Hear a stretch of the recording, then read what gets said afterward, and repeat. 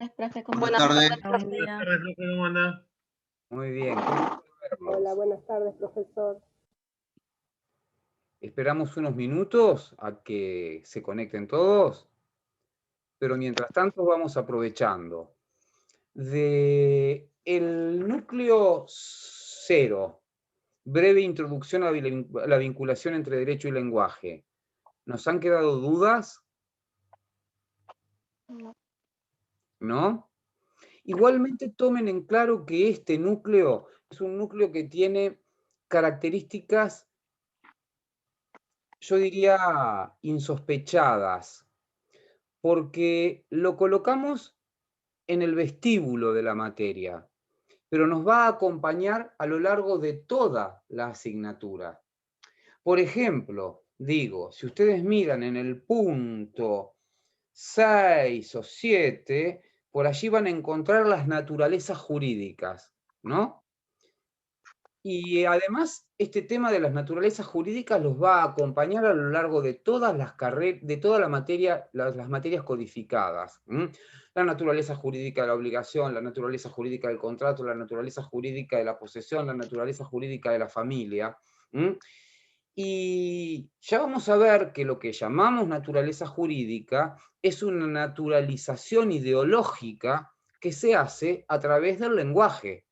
Porque si yo digo que la familia, por ejemplo, tiene una naturaleza jurídica o que el matrimonio tiene una naturaleza jurídica, digo que la familia puede y debe ser de una sola manera. ¿Estamos de acuerdo? Y que las normas deben recoger o deben recibir esa naturaleza jurídica. Este es un procedimiento ideológico, diría Slavoj Žižek, ¿no? O diría Althusser.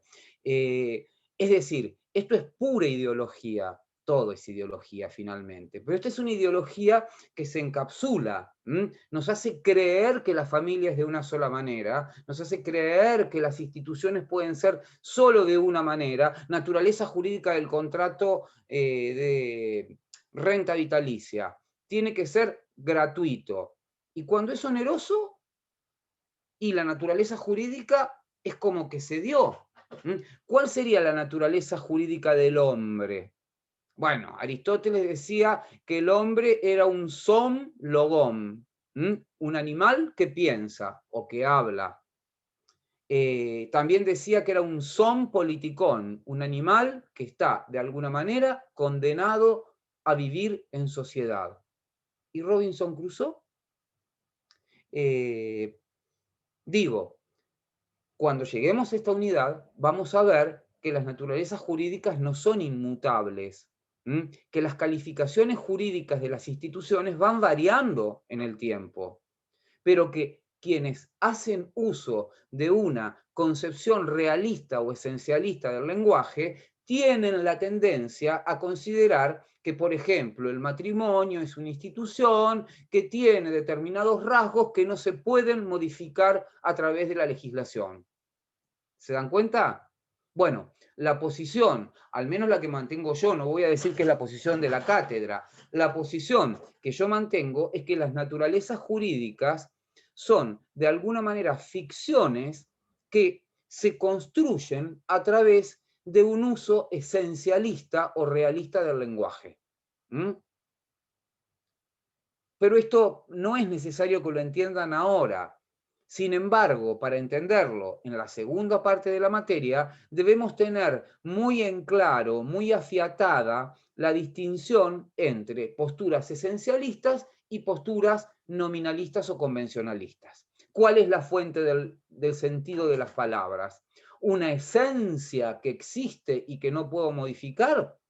¿O la fuente del sentido de las palabras está en una convención, en un acuerdo? Pues bien, yo que adhiero a una teoría filosófica y sociológica que es conocida como interaccionismo simbólico, y dentro del interaccionismo simbólico radical, digo Berger y Luhmann, digo Goffman, por ejemplo,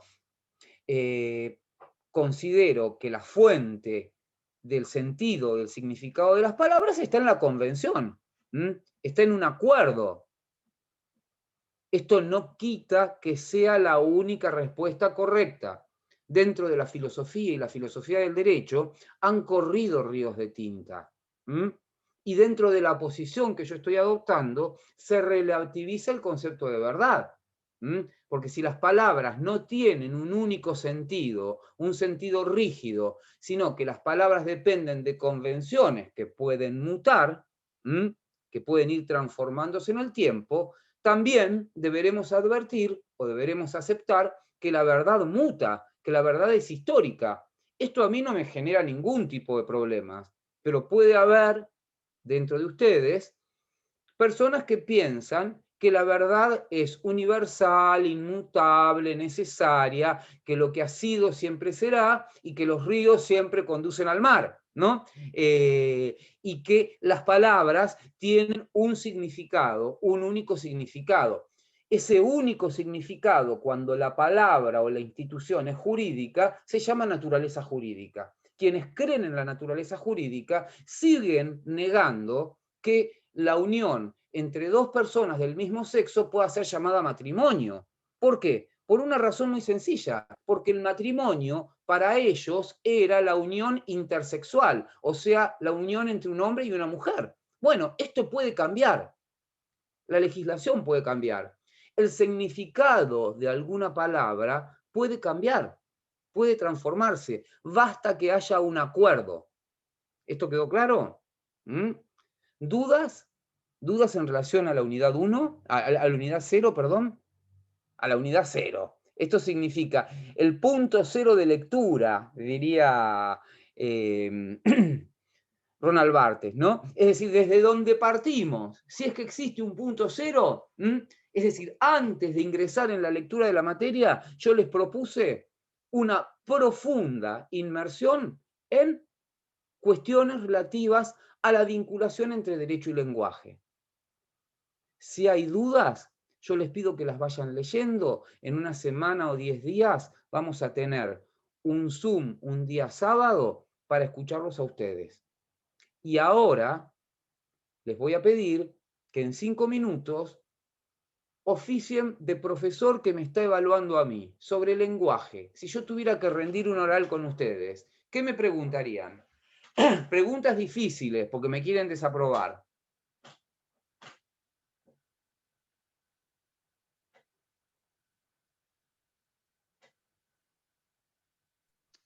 No tienen ninguna pregunta difícil. Ustedes son el tribunal evaluador más sencillo del planeta, ¿no? Porque aunque sea por caridad, algo me tienen que preguntar, algo que les cause perplejidad, duda. A mí, escuchándolo, recién cuando hablaba sobre la verdad y el interaccionismo simbólico, pensaba en que coincido con usted en el sentido de la verdad, pero no en la validez. Creo que es interesante pensar para los que hacemos ciencia que no tenemos que permitirnos como dejar de lado la validez, que es diferente a verdad.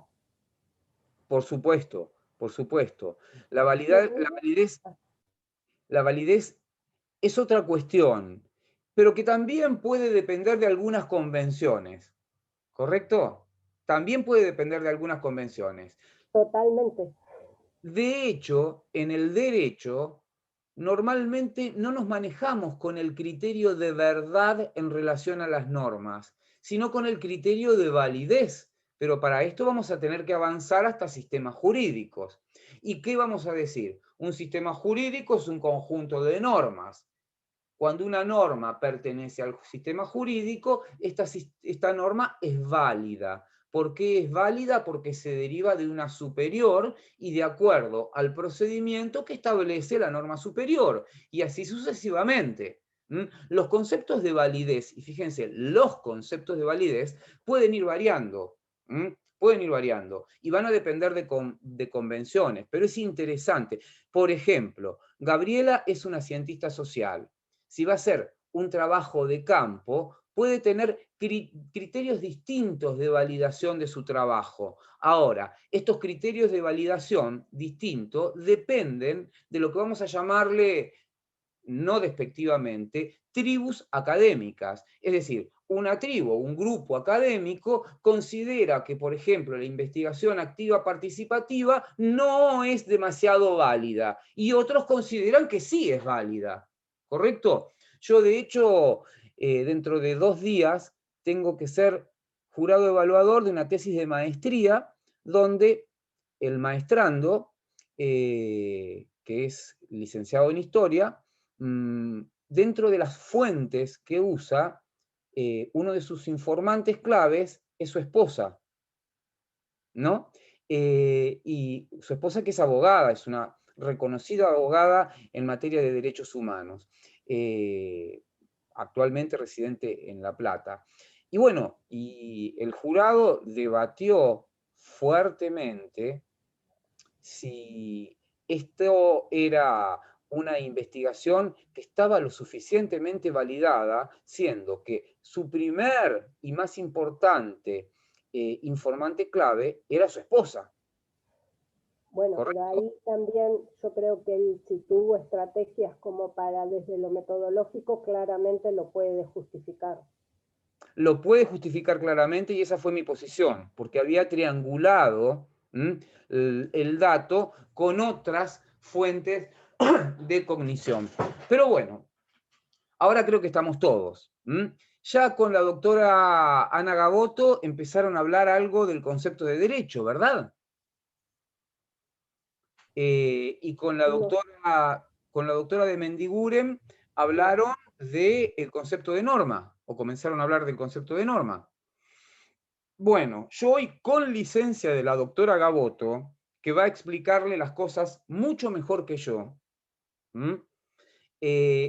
voy a detenerme en una de las primeras caracterizaciones, probablemente la más antigua y también probablemente la más lejana de cómo yo caracterizo al derecho, que es la postura ius naturalista. Ius es el afijo latino con el que se habla de derecho. Y naturalismo, es decir, es natural. Cuando hablamos de ius naturalismo, hablamos de la corriente del derecho natural. ¿Correcto? La caracterización del derecho probablemente más antigua. Si yo tuviera que buscar los antecedentes más remotos, pero más remotos, de la concepción ius naturalista, tendría que dirigirme retrospectivamente hacia el siglo VIII antes de Cristo. Pienso, por ejemplo, en Ilíada, en Odisea o en Teogonía de Sófocles. En el principio fue el cosmos, en el principio fue el orden, el cosmos, la physis que transliterado del griego se escribe, a ver, se escribe así. Physis. Y que no es el mundo, ni es siquiera el cosmos. Es mucho más que todo eso. Es todo eso en un orden que es virtuoso. Para los griegos, que no hablaban de naturaleza, sino que hablaban de physis, hablaban de universo, hablaban de cosmos, el cosmos era un todo organizado, tenía equilibrio, tenía de alguna manera algo así como justicia en su organización. La justicia venía de alguna manera justificada por la presencia de los dioses, que también formaban parte del cosmos, en una concepción politeísta. Entonces decimos, larga vida ha tenido el naturalismo porque hunde sus raíces en los filósofos, o los primeros filósofos, o los primeros que filosofaron. Yo soy de aquellos que consideran que la filosofía no se inicia con Tales de Mileto, sino que se inicia con Sófocles, en el siglo VIII a.C., cuando escribe un libro que se llama Teogonía, y otro libro que se llama Trabajo y Días. Sé que en esto ocupo una posición minoritaria, pero a la par mía, o no a la par mía, Antes que yo lo dijo la escuela francesa o la escuela parisina con Detienne y compañía. Es decir, no es con Tales de Mileto cuando aparece la filosofía, sino que es mucho antes, cuando aparece la escritura. ¿Y cuando aparece la escritura? Aparece con Sófocles, aparece con Ilíada y Odisea, aparece con los poemas épicos. Aparece cuando se queman los palacios babilónicos y entonces surgen las llamadas tablas lineales B. ¿Saben lo que eran las tablas lineales B? Eran cajoncitos de arcilla donde los babilonios llevaban la contabilidad por escrito. ¿Qué pasó con esas cajitas de arcillas cuando se quemaron los palacios? ¿Qué pasa cuando la arcilla se somete a una fuerte temperatura? Se cristaliza. Se cristaliza, se convierte en cerámica. Entonces, este es el primer testimonio que nos llega material de que había grafía, de que había escritura. Claro, ustedes me podrán decir ya, en la prehistoria hay de alguna manera grafos.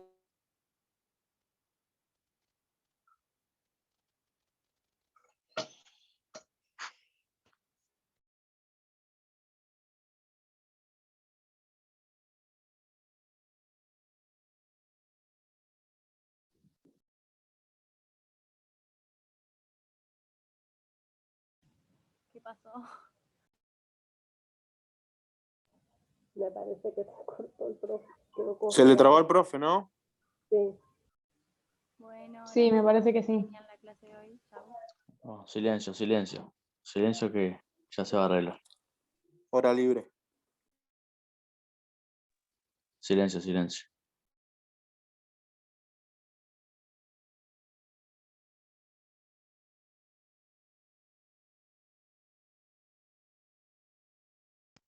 Uy, se le fue directamente. Salió. No, pero debe haber salido para volver a entrar. Saquen las cartas.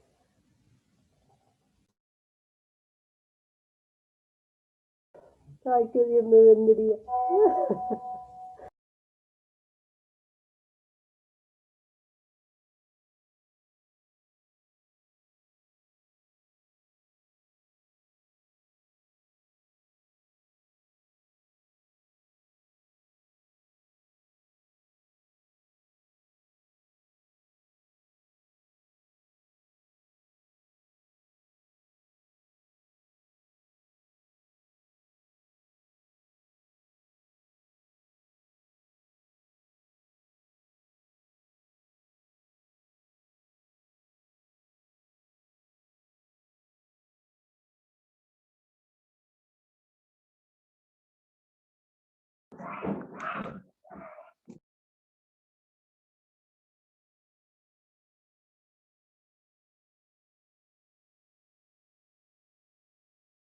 Yo en alguna parte leí lo de textura abierta, pero ahora no me lo acuerdo.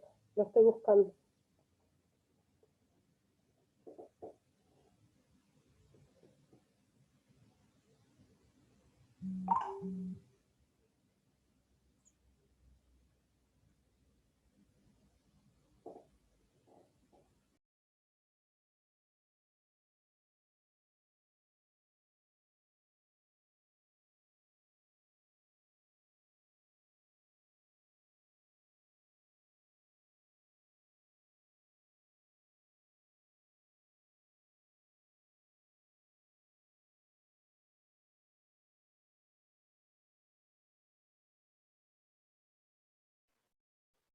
Yo salí y volví a entrar, Sí, pero la misma.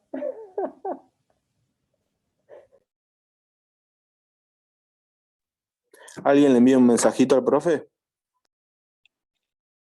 No tengo el contacto. ¿Hay quien tiene el WhatsApp del profesor? Yo lo tengo. ¿Quieren que les escriba? Él lo dio el primer día de clase. Sí, Por favor, escribile. Marcela, escribile. Ahí le escribo. Preguntó en el grupo si seguimos conectados. Ahí voy.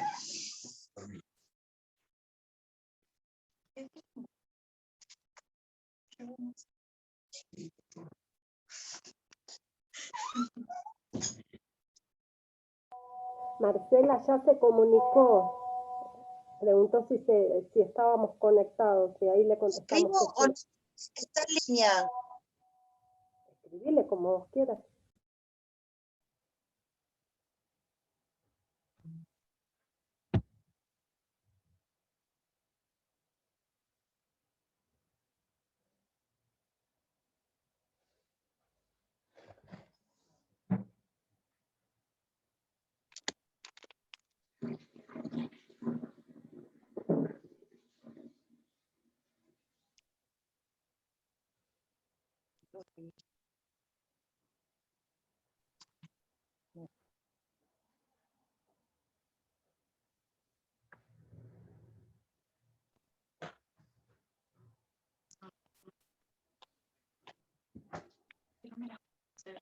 Bueno, ahí ya le avisé.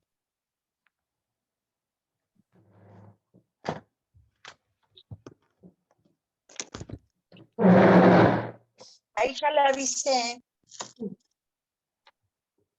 Gracias. De nada.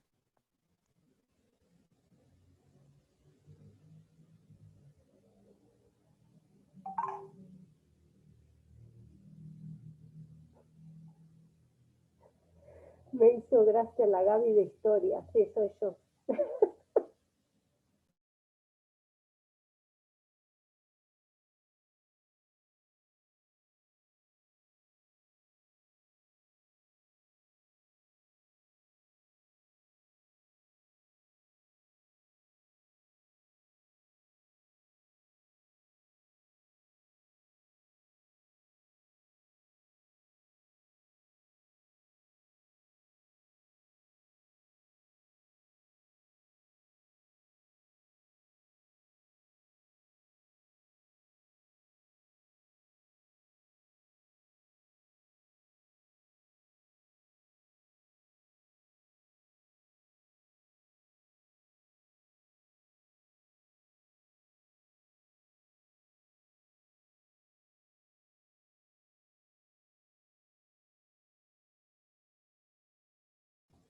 Hagamos una clase.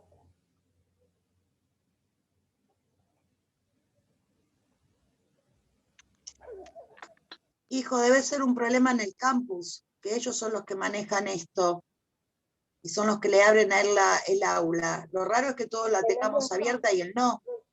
Recién hace un ratito, cuando se desconectó el profe, a mí me figuraba como que yo era hospedador. Y después ¿Viste? Debe estar funcionando mal. Ahora, capaz que es algún problema directamente, porque yo sé que todo eso sale desde un área técnica que hay en la facultad. Son los que organizan, los que les dan a ellos y demás. ¿No viste que habitualmente el que es organizador es el que tiene la capacidad de mutar o eso? Perdón. Marcela, ¿vos la tenés abierta? Sí. Porque... a ver. ¿Cómo? Hola. Hola. Hola, hola. Sí, te escuchamos y te vemos. Hola, profe. Les pido disculpas, me quedé... Mi wifi tuvo un paro cardíaco, pero superamos. Bueno, vamos entonces a las cosas directamente, ¿no? ¿Qué caracteriza al justnaturalismo? Y ustedes van a ver en el cronograma que aparece algo raro, una palabra rara. Dice la concepción justnaturalista del derecho. La tesis de la conexión necesaria entre el derecho y entre el derecho y la moral interna del derecho.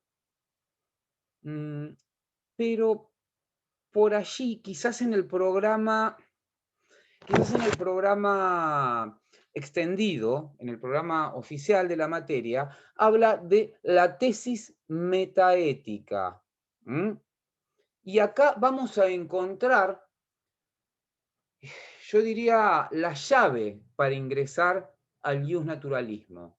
El justnaturalismo caracteriza al derecho muy en relación, en estrecha relación, en una relación inmanente con la moral. ¿Y qué entendemos por moral?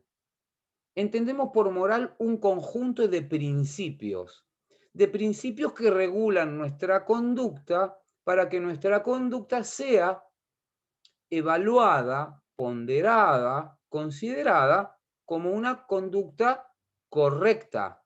¿Estamos de acuerdo? O siguiendo lo que nos sugería Gabriela, una conducta válida. ¿Estamos de acuerdo? Una conducta válida, una conducta correcta, lo será cuando se adecua, en alguna medida, a ciertos principios morales. Ahora, en un nivel metaético, en un nivel metalingüístico, nosotros debemos hablar de esos principios morales. Y acá vemos cómo se aplica la distinción entre lenguaje-objeto y metalenguaje.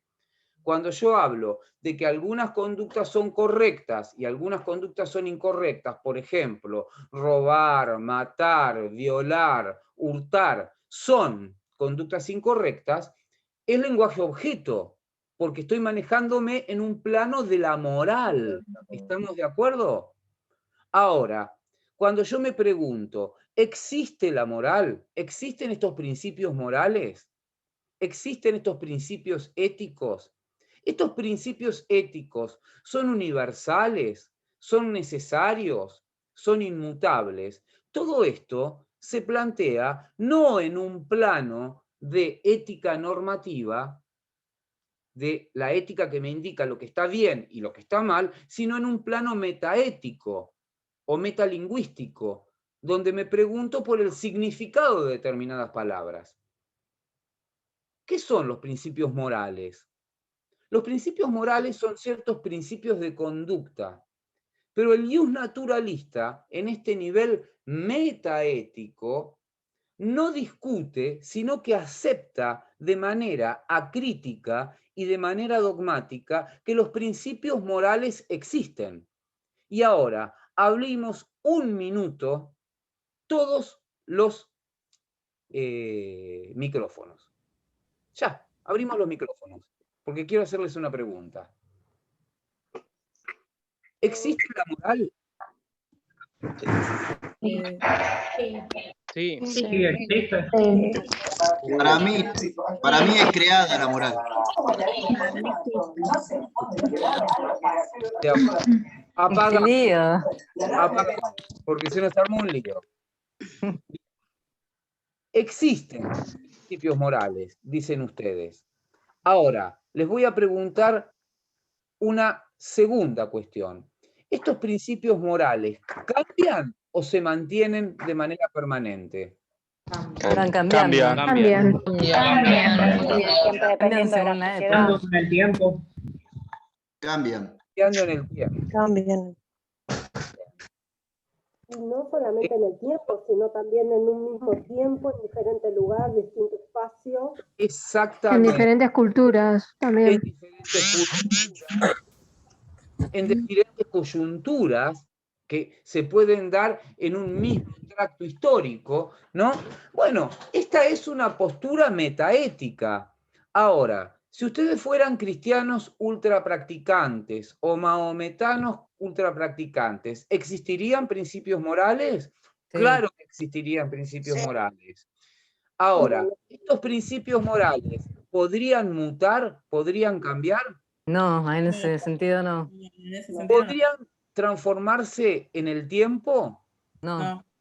No. ¿Podrían transformarse de acuerdo a la latitud geográfica? No. No. Bien. Ustedes fíjense cómo se ha transformado la definición que dimos en un nivel metaético, ¿correcto? E inclusive en este nivel metaético, ¿no podría ser que alguno de ustedes dijera, esto que llaman principios morales o principios éticos, en verdad no son tales, sino que son reacciones psicológicas, como la aceptación o el rechazo? ¿No podríamos decir esto? Sí. Lo que en verdad Marcela considera que es justo, o que es correcto, no es justo. Ni es cómodo ser ministro de la provincia de Buenos Aires. Cierren los micrófonos, por favor. No duerme, no tiene tiempo, no le dedica tiempo a su familia, arranca a las 5 de la mañana. Obviamente hay algunos que le entregaron la llave a la provincia de la provincia y dijeron, háganse cargo, muchachos. A mí no me Natalia Herrera, apaga el micrófono. Porque acá todos dicen que sí, pero... Den nombres. Apagues el micrófono. La momia. Bien. Profesor, ¿puedo hacerle una consulta? Puede ser, acá, Sí, Nacha. ¿qué tal? Puede ser que estos principios morales se pautan en una sociedad, por ejemplo, ¿no? Esto no sé si usted escuchó con esto último que pasó con el tema de desahogo sexual. Es como algo nuevo que se fomentó, es como algo que se habló, y en realidad, o sea, es como un principio, no sé si es algún principio moral, pero en realidad no sé si todos lo comparten. Es como que si lo comparte la sociedad, a partir de ahí se desarrolla como un principio moral. Bueno, no sé en si metaética eso es una postura, pero lo que les estoy queriendo plantear, que al momento de caracterizar los principios éticos, en la metaética podemos tomar posturas diferentes, podemos decir que los principios morales son construidos, o que los principios morales son recibidos heterónomamente, o podemos decir que los principios morales son meras reacciones subjetivas de rechazo o de simpatía a determinadas conductas. Ahora, un ius naturalista en metaética sostiene un principio que es un principio bastante complejo. Los principios morales existen, pero además de existir son universales, necesarios e inmutables. ¿Qué significa? Que lo que es moral en todo momento, en todo lugar, y necesariamente. No puede transformarse la moral, no puede cambiar lo que consideramos moral o inmoral de un lugar a otro lugar. Esto es lo que dice un ius naturalista, ¿eh? Yo no creo en esto. Yo no adscribo a esta posición. Y no adscribo a esta posición porque tengo el dato empírico, lo verifico claramente. Nosotros consideramos, por ejemplo, que la infibulación o la castración femenina es una aberración moral. Y sin embargo, esto es perfectamente moral en algunos países donde se aplica el Corán. ¿Estamos de acuerdo? Entonces, ustedes fíjense cómo el cambio de cultura, el cambio de lugar, el cambio de tiempos también. Aristóteles justificaba la esclavitud, y hoy esto nos parecería moralmente una aberración, hace que se conmueva esta idea de universalidad, de necesariedad y de inmutabilidad. Porque lo que ocurre es que los ius naturalistas van a considerar que los principios morales son transempíricos. ¿Qué significa transempíricos? Que están más allá de la experiencia. A ver, yo a este lápiz, a esta lapicera, la puedo doblar, la puedo quebrar, la puedo tirar, porque está en la experiencia. Ahora, a lo que es justo o lo que no es justo, no lo puedo modificar, porque está más allá de la experiencia. Es y ha sido siempre justo. En todo lugar será justo. Por eso, ¿qué características tienen los principios morales para un ius naturalista? Y esta es la tesis metaética o de filosofía moral, como dice Nino, que los principios morales son universales, necesarios e inmutables. ¿Ha quedado claro esto? Para un ius naturalista, ¿puede una conducta que ayer fue justa, mañana ser injusta? No. ¿Puede que una conducta sea justa en Francia, pero no sea justa en la República del Líbano para un jus naturalista? No. No. ¿Puede ser que el tiempo le cambie el rostro a la justicia? No. No. Universales, en todo el orbe. Inmutables, no se transforman, no se transmutan, ¿correcto? Y necesarios. La vida en relación no se puede pensar si no es a la luz de esos principios morales. Pues bien, tenemos esos principios morales. Ahora, la pregunta que se podría imponer es la siguiente. ¿Se pueden conocer esos principios morales? ¿El hombre puede conocerlos? Bueno, el justnaturalismo trae una segunda respuesta o una segunda tesis que afirma que los principios morales universales, necesarios e inmutables pueden conocerse. ¿Cómo pueden conocerse? ¿A través de la razón o a través de la intuición? Vamos a tratar de hacer una breve diferencia entre la razón y la intuición. Yo intuyo que ustedes son buenas personas. ¿Esto significa que tengo razonadamente conocido que ustedes son buenas personas? ¿O simplemente que les veo las caras y que siento una especie de vibración, lo que autores como Dilthey decían, una corazonada de que ustedes son buenas personas, una corazonada que tenemos cada vez que entramos a una casa de quiniela y compramos un billete del Quini 6? ¿Qué creemos? Que ese billete va a ser el billete ganador. Cada vez que nos ponemos de novio o de novia, ¿qué es lo que pensamos? Que esa es la mujer o el hombre de nuestra vida. Pero ¿lo pensamos con la razón o lo pensamos pensando intuitivamente? Por eso es que me golpeo acá. Es como una especie de emocional, ¿correcto? Por eso es que no se guíen demasiado de las intuiciones, porque las intuiciones tienen un alto grado de falibilidad. Sin embargo, en algún proceso de investigación, las intuiciones pueden ser muy prolíferas. Una gran investigación puede empezar con una pequeña corazonada.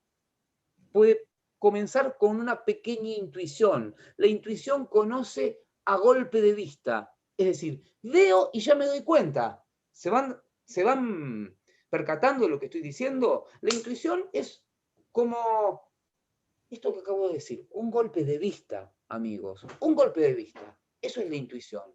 Ahora, la razón, al menos desde Renato Descartes en adelante, Renato Descartes, esto que a los profes de filosofía les molesta mucho.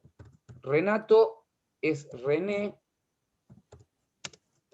Descartes. Se escribe Descartes, pero se dice Descartes. ¿Nunca han visto a algún profesor de filosofía entrar en ebullición cuando les dicen, ustedes dicen Descartes en el discurso del método? No, Descartes no, Descartes en el discurso del método, ¿no? De la misma manera que hay otra cuestión, perdón que me vaya en este quodlibet, no es John Locke, es John Locke, porque tiene una sola O. ¿Estamos de acuerdo? Bien. Perdonen, quizás soy muy elemental, pero son esas pequeñas cosas que nos sorprenden cuando iniciamos, sobre todo quienes inician la primera carrera, vamos a dar derecho político y decimos John Locke, y el profesor mira, hace con el ceño así, dice, ¿quién? O Descartes. Y bueno, Descartes es de alguna manera el padre del racionalismo moderno. Y de alguna manera, quizás aquí tenemos sociólogos e historiadores, me van a mirar con fea cara, pero quizás es el protofundador del estructuralismo, en un sentido muy remoto. Pero cuando hace esta distinción entre res cogitans y res extensa, o sea, la cosa que piensa el hombre y la cosa pensada, la res extensa, que puede ser res cogitata o cogitata, cosa pensada. ¿correcto? Esto es res extensa, ocupa un lugar en el espacio. La res cogitans es la cosa que piensa, nosotros. Ese pensamiento divide para entender y luego hace síntesis para comprender. ¿Correcto? Esto imbuido en una idea de matesis universalis, de que el mundo parecería estar organizado bajo una estructura matemática universal. De allí que yo, al menos yo, veo como una proto originalidad del estructuralismo.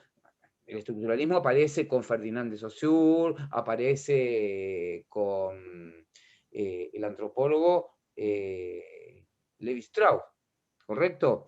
Y se continúa, sobre todo en la teoría literaria, en una parte del desarrollo de Ronald Barthes. Luego Barthes se torna en un postestructuralista, pero ya después de que publica un libro que se llama AZ. Y en Argentina lo tenemos a la Clau. En Argentina lo tenemos a la Clau. A ver, muy bien, Gabriela, porque lo pronunciaste la Clau y no la Clo, porque el mundo trata normalmente de afrancesarlo. La Clau en alguna de sus etapas, sobre todo en la etapa en la que era muy marxista, no en la etapa de su último libro, que es La razón populista. Ya se había divorciado de Chantal Mouffe y ya había vuelto a los análisis movimentistas y a recordar que había simpatizado siempre con los populismos. Bueno, pero esto se cae un poco de los márgenes de lo que estoy hablando, ¿no? Yo creo que primero tenemos que distinguir entre los populismos que se han dado en el mundo y los populismos que se han dado en Latinoamérica, que presentan características muy especiales, ¿no? Los populismos a nivel global a mí siempre me han parecido muy peligrosos. Los populismos en Latinoamérica me parece que son un emergente de una época de políticas de mucha zozobra y de mucho liberalismo y neoliberalismo. Sin perjuicio de ello, ninguno de los populismos me gusta. Esto es un chiste para entendidos, pero Gabriela me va a entender. Soy como Gino Germani, ¿no? Que ando por el mundo perseguido por el populismo y sin entenderlo. Digo, porque Gino Germani, que es de alguna manera uno de los padres fundadores de la sociología en Argentina, vino desde Italia, huyendo de Mussolini y del fascismo, se encontró en Argentina con el peronismo. No quiero decir que el peronismo fue fascista, ¿no? Lo que quiero decir es que el peronismo se pensó como un movimiento de masas, se pensó como un movimiento populista, y en la lógica de Gino Germani esto no resultaba demasiado razonable. Pero volviendo al tema, a ver qué es lo que nos está pasando.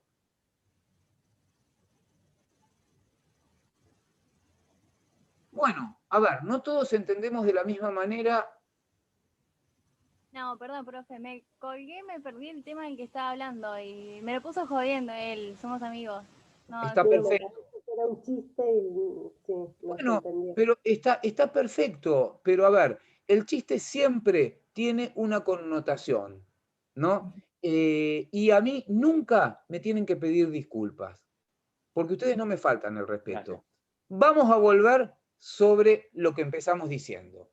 ¿Qué es lo que dice el newsnaturalismo? El newsnaturalismo dice que existen principios morales. Esta es una tesis de metaética. Existen los principios morales. Y yo podría decir, no, los principios morales no existen. Yo soy amoral. Es decir, prefijo a, ausencia de moral. Para mí la moral no existe. ¿Y cómo te mueves en la vida? Y por la conveniencia. Bueno, pero eso es una ética, eso es un principio de moralidad. La moral utilitarista egoísta. Bueno, no, ni siquiera por eso. Por algunas cosas que me causan simpatía y otras cosas que me causan antipatía. Esta es una cuestión bien interesante de tomar en cuenta. Para quienes adoptan esta postura, los principios morales no tienen existencia autónoma, sino que son meros estados de ánimo. Lo que estamos es enfrentándonos a quienes se ubican en una posición escéptica en materia de ética y que va a llevar a lo que vamos a ver que son posturas positivistas. ¿Me van siguiendo hasta acá? Algunos positivistas son escépticos en materia de ética, otros no.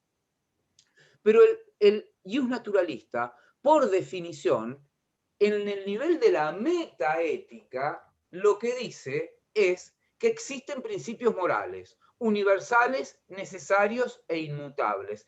¿El hombre los puede conocer? ¿La humanidad los puede conocer? Sí, los puede conocer. Esta es la tesis cognitiva, es la tesis del conocimiento, o también tesis nociológica. Renato Descartes, ahí les escribí, y ahora tesis nociológica. Esto viene del griego y significa conocimiento. Ahí se los escribí en el chat. ¿Qué significa que hay una tesis nociológica? Que hay una respuesta a la pregunta, ¿se pueden conocer los principios morales?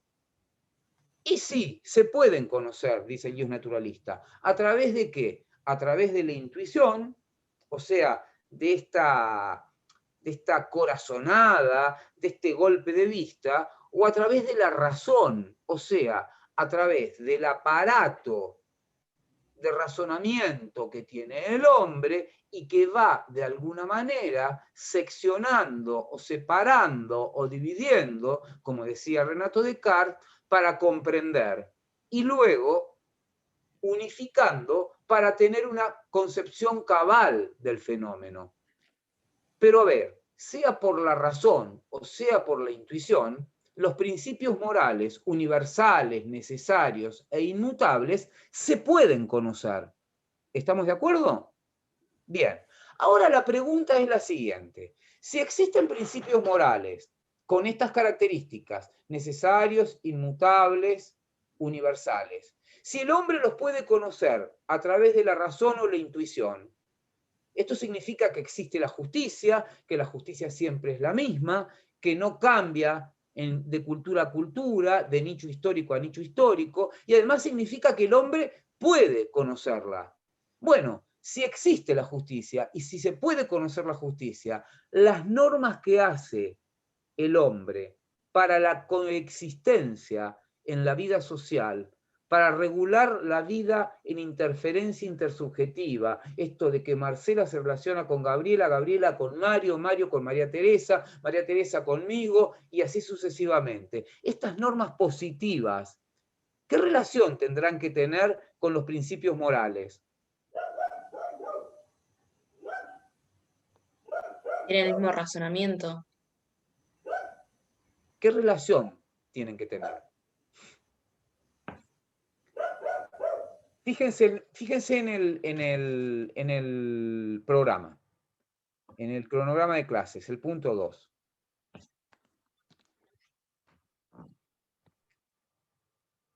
¿Lo tienen? Fíjense la tesis de la conexión necesaria. ¿Entre qué? Entre derecho y moral. Ahí está lo que les estoy preguntando. Derecho y la moral, así. Si hay principios universales, necesarios e inmutables, si el hombre los puede conocer a través de la razón o la intuición, y si está el Código Penal, el Código Civil, el Código Contencioso Administrativo, leyes, ordenanzas, que son a lo que llamamos derecho, el derecho positivo, el derecho puesto por el hombre o por la mujer, que forma parte de una sociedad, ¿cómo se tiene que vincular? ¿Se tiene que vincular con esos principios morales? Según esta corriente, sí. Según el ius naturalismo, sí, y esta conexión ¿Es una conexión contingente que puede estar o puede no estar? No, necesaria. Es obligatoria. Necesaria. Siempre tiene que estar. Y el doctor Rodríguez, cuando plantea esto en el programa, dice, la tesis de la conexión necesaria entre derecho y moral. ¿Quién es el que plantea la conexión necesaria entre derecho y moral? El ius naturalista. El ius naturalista. Los sistemas jurídicos lo único que dicen son las normas que los componen. Y las normas que lo componen, las conductas que están prohibidas, que están permitidas, que son obligatorias o que son facultativas.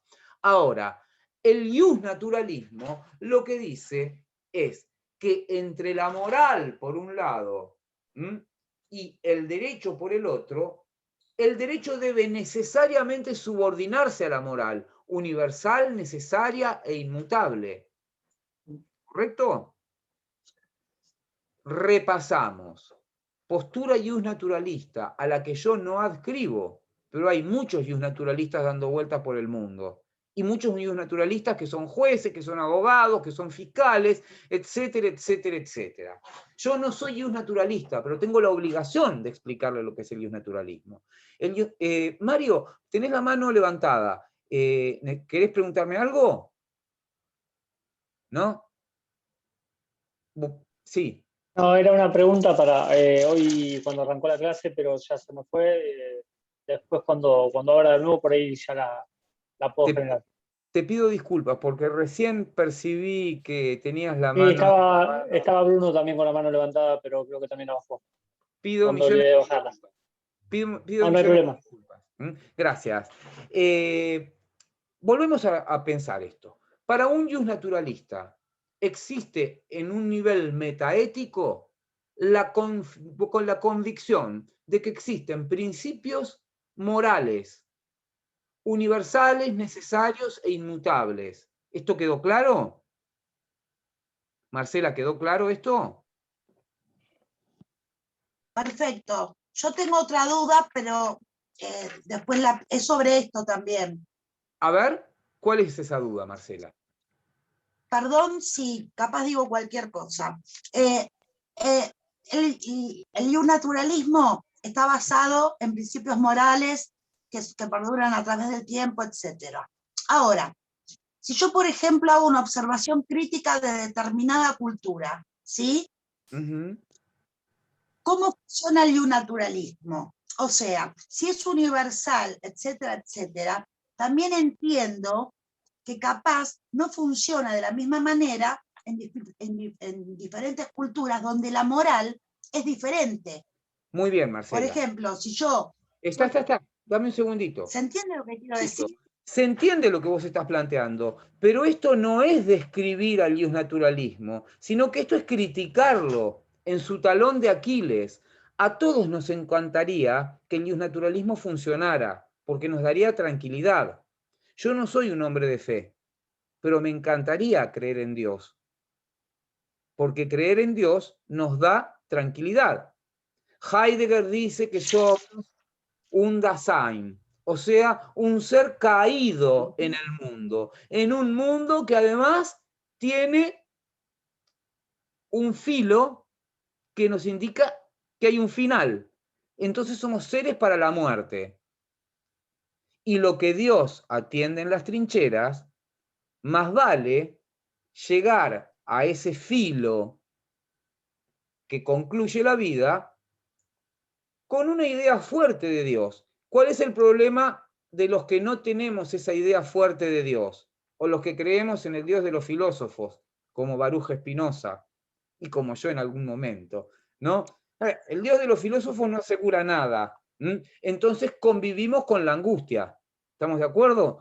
Un Dios naturalista no tiene angustia, Marcela. ¿Por qué? Porque existen principios morales que son universales, valen en todo tiempo, en todo lugar. Acá está mi gran nudo.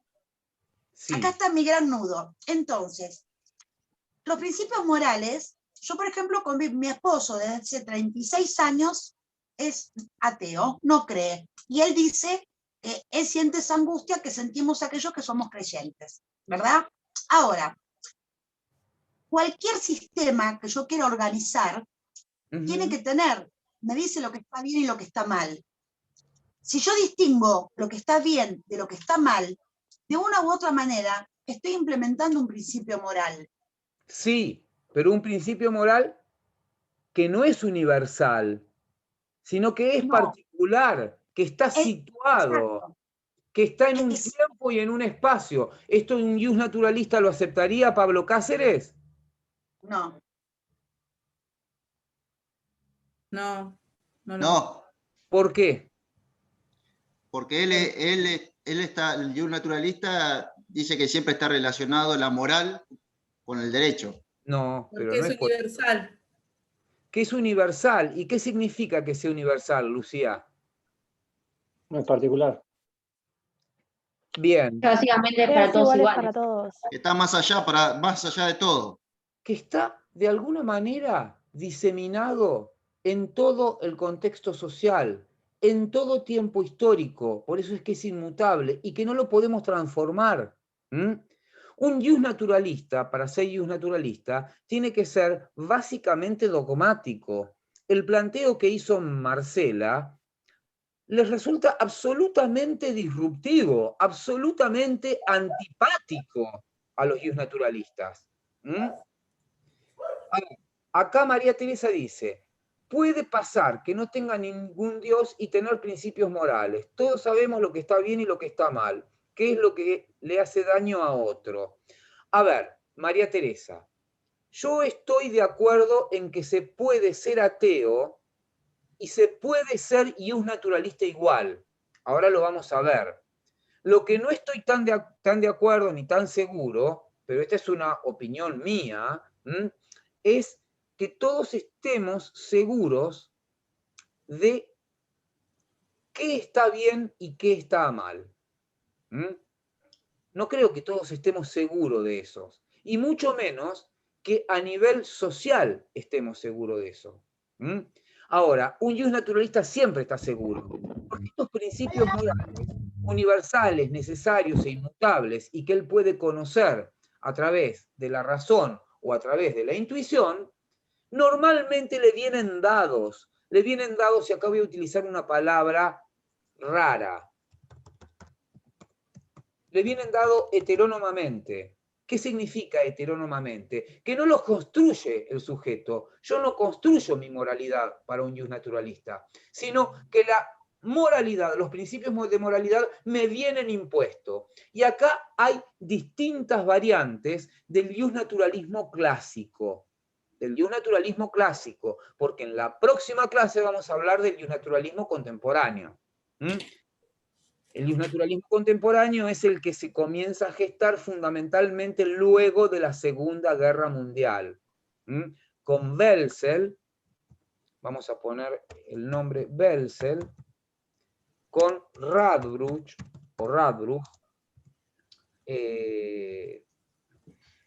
Welzel, Radbruch, Finis, y alguno más que por allí anda dando vueltas. Vamos a ver un poco la idea de los contemporáneos el próximo martes. Pero el ius naturalismo clásico, de acuerdo a el lugar de donde broten los principios morales, se va a dividir en distintas especies. Uno de los ius naturalismos, el más intuitivo, es el ius naturalismo teológico. Esos principios morales, universales, necesarios e inmutables, ¿de dónde surgirían? ¿De dónde emergerían? De Dios. De Dios, de cualquier Dios. De cualquier Dios. Normalmente los dioses son legisladores, ¿no? Es un poco raro el panteón y la dinámica del panteón griego, porque los dioses griegos eran demasiado humanos, tenían las mismas pasiones, los mismos deseos, los mismos celos, casi la misma estructura psíquica que teníamos o que tenemos los humanos. Pero pensemos en el Dios de la tradición judeo-cristiana. Es un Dios absolutamente legislador. Y tomemos algún padre de la iglesia, o tomemos, por ejemplo, a algún doctor de la iglesia.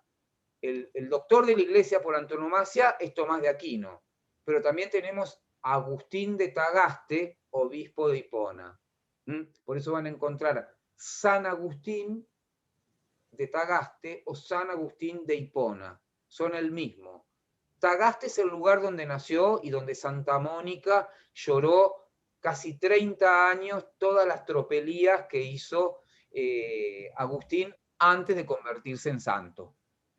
Porque Agustín fue muy inteligente. Estuvo de caravana 30 años de su vida y en un momento decidió hacerse santo. Entonces se llevó de este mundo las experiencias más excelsas y las experiencias más pedestres, pero no por pedestres, no por caminante, menos interesantes. Bebió, comió, se enamoró, fue objeto de amor, se enamoró mucho, hasta tal punto que tuvo hijos, San Agustín de Tagaste, ¿no?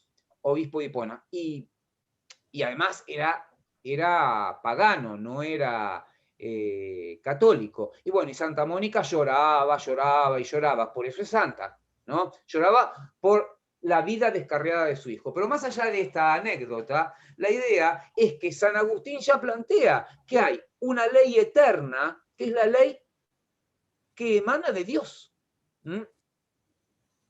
Y que la ley positiva o la ley del hombre debe adecuarse a los principios de moralidad que vienen de la ley eterna. Y Santo Tomás, el doctor de la Iglesia, es decir, la filosofía oficial de la Iglesia Católica Apostólica Romana, dice que hay una ley eterna que está en la mente del Dios creador. Ustedes no se olviden que el Dios judeo-cristiano es un Dios demiurgo, es un Dios que crea, un Dios que genera al mundo. Y al generar el mundo lo genera con un orden. ¿Estamos de acuerdo? Bueno, ese orden es la ley eterna, pero la ley eterna está en la mente de Dios, inescrutable para el hombre. ¿Cómo podemos acercarnos a esos principios morales que conforman la ley eterna? A través de la ley natural. ¿El hombre la puede conocer a las leyes naturales? Sí, las puede conocer exactamente observando el entorno circundante. Él nos indica a través de, digamos, la dinámica que regula el mundo, qué es lo correcto y qué es lo incorrecto. Y así podemos tener acceso a los principios de moralidad. Y entonces, la ley positiva, ¿qué es ley positiva, Rodrigo? ¿Por qué hablamos de ley positiva?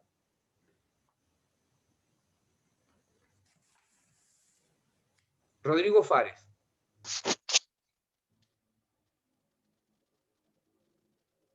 El micrófono, Rodrigo. Ahí está. Me preguntaba, profesor, ¿qué es ley? ¿Qué? Porque yo lo estoy escuchando no sé si es la transmisión suya o la conexión mía, que entrecortado. ¿Qué es la ley positiva, Rodrigo? No lo sé, profesor. Bueno, no te hagas problema. Lo ayudamos a pensar. ¿Qué es la ley positiva? ¿No es la ley creada por el hombre? La ley creada por el hombre. ¿Positiva por qué? Porque está puesta. ¿Puesta por quién? Puesta por la humanidad. Las leyes que hace el hombre, las leyes positivas, para el naturalismo teológico, necesariamente deben conectarse con los principios morales que ha legislado Dios. Nuevamente, una conexión necesaria entre principios morales y derecho positivo. ¿Qué es? La ley positiva, profesor, sería lo que contrapone a la ley divina para un naturalista. Amigos, denme un segundo.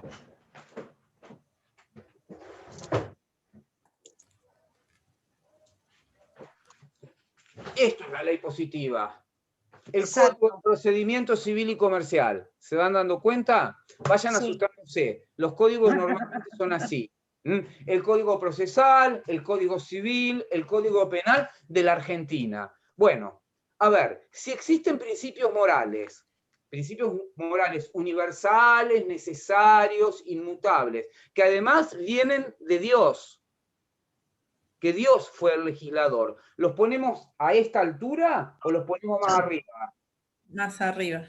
Más arriba. Y a la ley positiva, a los códigos, a las leyes, ¿a la misma altura o más abajo? Más abajo. Más abajo. Bien, entonces, ¿qué es lo que estoy diciendo si soy naturalista? Que los principios morales deben subordinar a la ley positiva, y que la ley positiva, o la ley hecha por el hombre, debe subordinarse a los principios morales. Nunca debe contradecir a los principios morales, porque esto significa contradecir a Dios, ni más ni menos.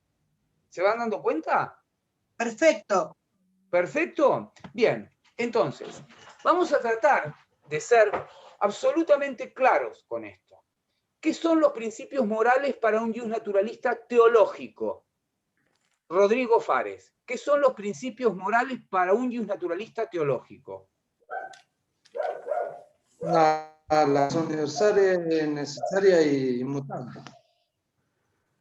A ver, sí. O sea, los principios de moralidad universales, inmutables, necesarios, ¿que de dónde los saco si soy un naturalista teológico?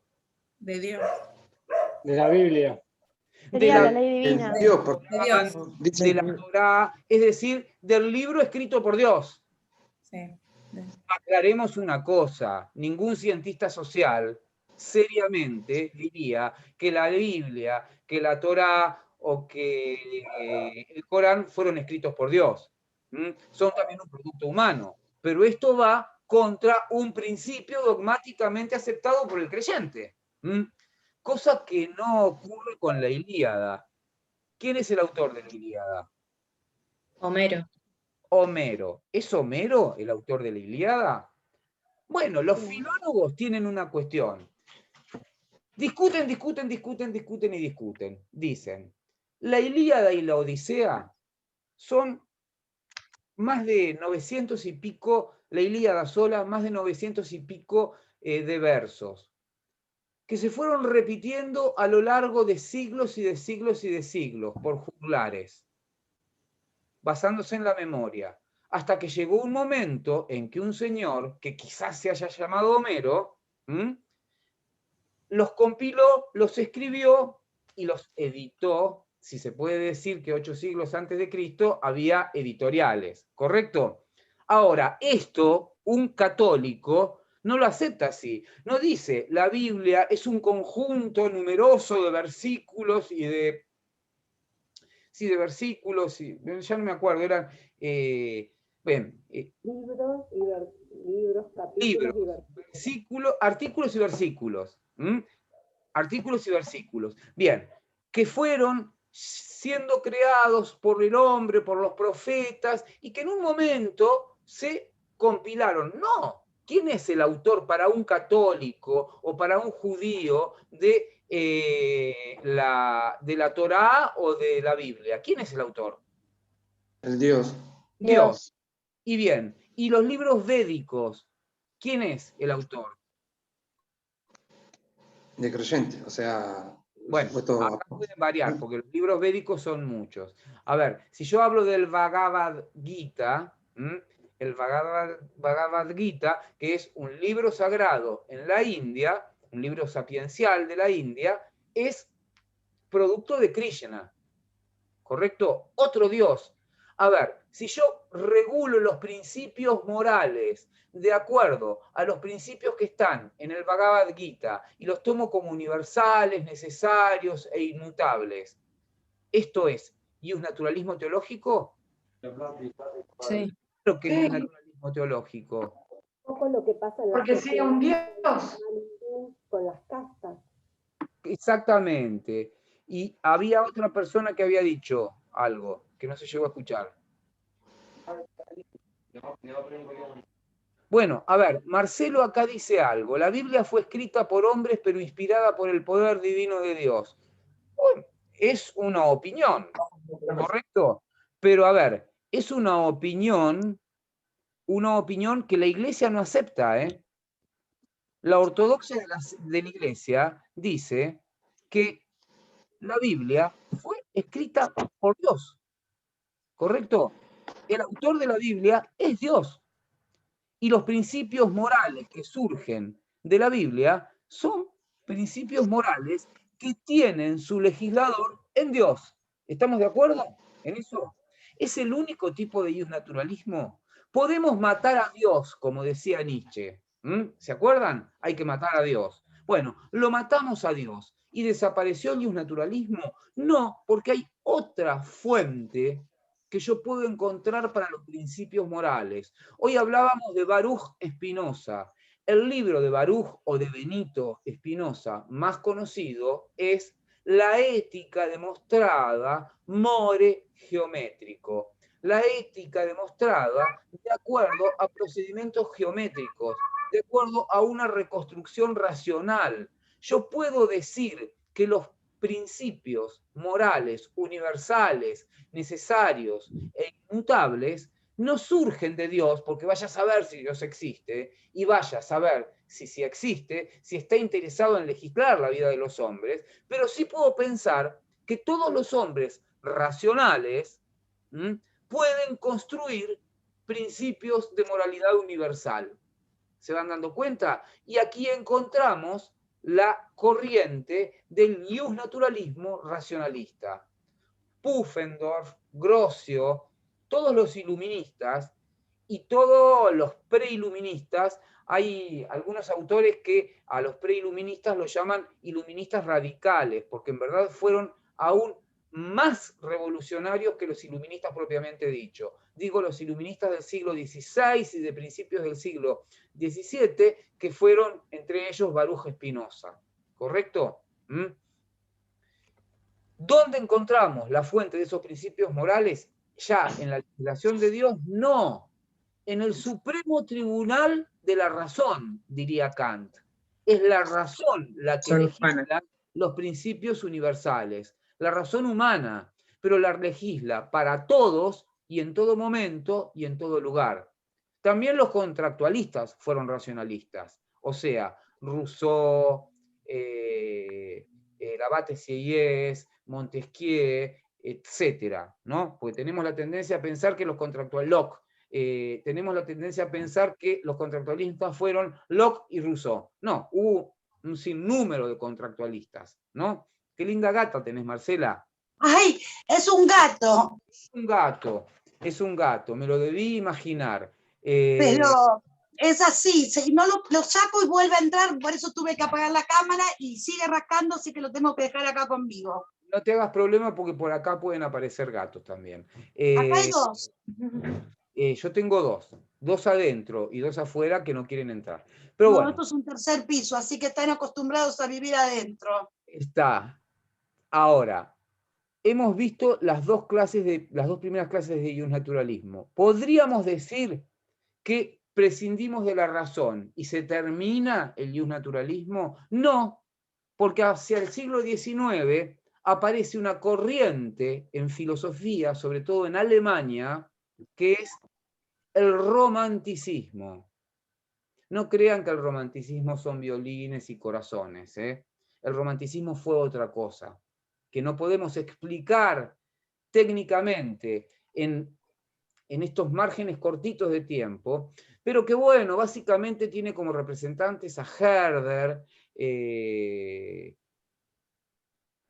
entre ellos, no los voy a enroscar más, y que lo que plantea es que cada pueblo tiene un espíritu, y que el espíritu del pueblo es el que establece, sí, Gabriela, es el que establece los principios universales necesarios e inmutables de moralidad. Aquí vamos a encontrar en filosofía del derecho a dos campeones del derecho, como son Savigny e Jhering. Y yo hago la misma cara que hace Gabriela. a mí el romanticismo alemán no me gusta para nada, porque el romanticismo alemán es el emergente, es lo que aparece de una Alemania que todavía no había logrado coagularse como Estado-nación. Ustedes recuerdan, parece mentira que estemos hablando del Estado-nación cuando el Estado-nación está desapareciendo, ¿no? Emerge como un Estado étnico, pero no como el Estado-nación. Bien, pero bueno, cuando toda Europa y los países americanos se habían organizado o se estaban organizando en Estado-nación, los dos únicos países que no lograban coagular, que no lograban de alguna manera fraguar como Estados-naciones en Europa eran Alemania e Italia. ¿Estamos de acuerdo? Bueno, de alguna manera lo que buscó el romanticismo es apelar al folclore, apelar a los principios de una historia de glorias compartidas y a un futuro de glorias que vendrán y que nos corresponden como pueblo para tratar así de lograr unificar el Estado. ¿Esto qué nos anuncia en el siglo XIX? ¿Qué nos anuncia? En Alemania. Los principios morales son los principios que emergen del espíritu del pueblo, del Volk. ¿Qué nos anuncia? Alemania está destinada a grandes conquistas, a grandes glorias, a grandes éxitos. El nacionalismo. El nacionalsocialismo, el Tercer Reich, Hitler. Eso fue lo que deparó el romanticismo. Pero bueno, el romanticismo era una tesis de derecho natural. El lugar emergente de los principios morales universales, necesarios e inmutables estaba en el espíritu del pueblo. ¿Correcto? Y por último, hay algunos autores que dicen que en la naturaleza de las cosas, que en la naturaleza del mundo están los principios morales universales. Que en el mundo está escrito lo que está bien y lo que está mal, lo que es correcto y lo que es incorrecto. ¿Hasta acá me entendieron? ¿Sí? Sí.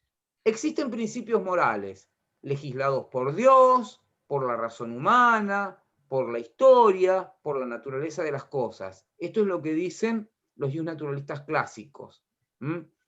Esos principios se pueden conocer a través de la razón o a través de la intuición.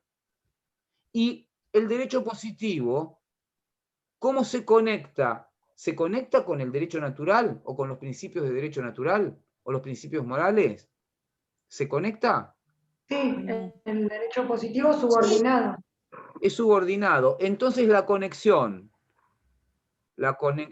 a ver Brian, la conexión entre principios morales y derecho, ¿es una conexión de qué tipo? ¿Una conexión trivial? ¿Una conexión poco importante? No, es importante, sí.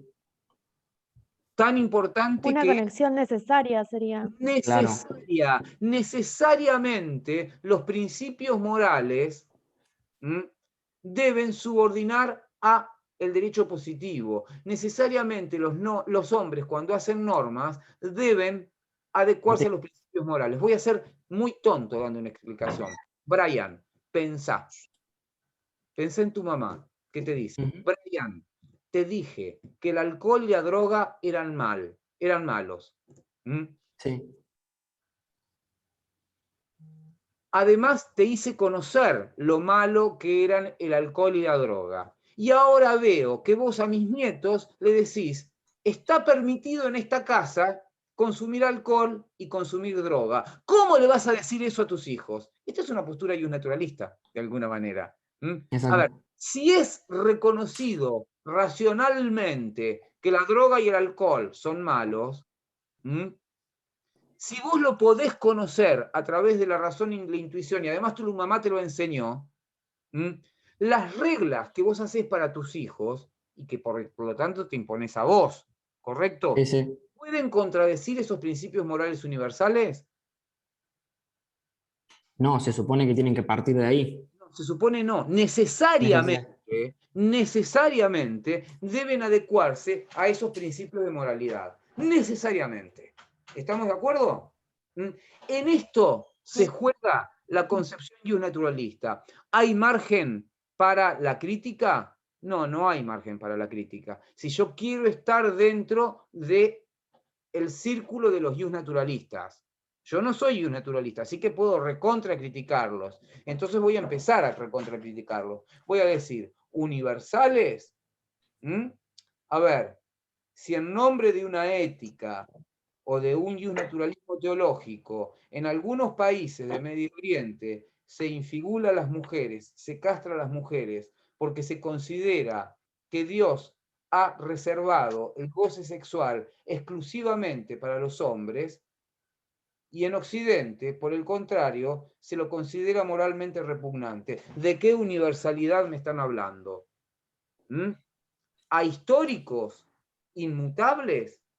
Aristóteles, un tipo inteligente, uno de los padres de la filosofía contemporánea, a pesar de que es un filósofo antiguo, justificaba la esclavitud. Y hoy consideramos que la esclavitud es éticamente reprochable. Éticamente reprochable. Pero atención, existe la esclavitud sexual y existe la esclavitud laboral. Y es discretamente tolerada por algunos sistemas jurídicos. ¿Estamos de acuerdo? Bien, entonces, cuando yo adopto esta postura, ¿soy naturalista? ¿Soy naturalista? No. Muy bien, María Teresa, no soy naturalista. ¿Está mal ser naturalista? No, no está mal, estimados amigos. En la medida en que ustedes tengan las herramientas necesarias para convencer al interlocutor de que esos principios universales necesarios e inmutables son tales, tienen esas características. Tratamos de hacer una pequeña síntesis. El naturalismo es una característica, o mejor dicho, una forma de caracterizar al derecho, de definir al derecho, que en un nivel metaético adopta una posición conforme a la cual cree irrestrictamente que existen principios morales. Ineludible e inexorablemente predica que existen principios morales, pero le suma, además, que esos principios morales son universales, necesarios e inmutables. Universales, porque lo bueno y lo malo, lo correcto y lo incorrecto se mantienen como tales en todo lugar, ¿correcto? Inmutables, porque lo bueno y lo malo no se transforma en el tiempo. No muta, no deviene en otra cosa. Se mantiene siempre esencial e inmanente así. Perdón que los enrosque con palabras técnico-filosóficas, pero digamos, para decirlo en castellano básico, los principios de moralidad no cambian, siempre son iguales. Profe. Algún naturalismo sofisticado dicen que se pueden sumar más derechos, pero que nunca restan los derechos.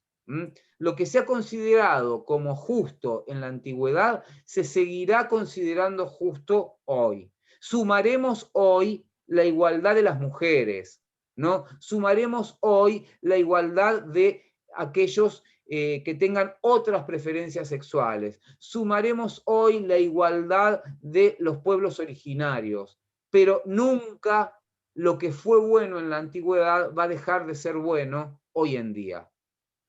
Tomando esta distinción entre antigüedad, medioevo, modernidad y contemporaneidad como fragmentaciones de la historia, que son fragmentaciones convencionales, arbitrarias, ¿no? Porque cuando a alguien se le ocurrió llamarle a una época de la historia contemporaneidad, pensó que ya la historia se terminaba.